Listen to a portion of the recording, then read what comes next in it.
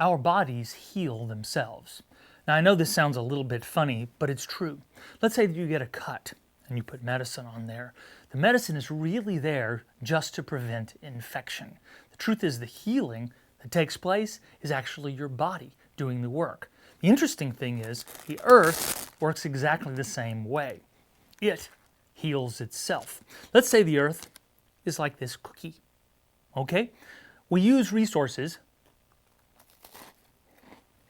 from the earth.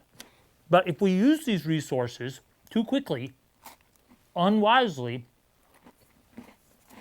the earth doesn't have time to rebuild because it takes time to heal itself. So the key is, when we use these natural resources, we have to use them,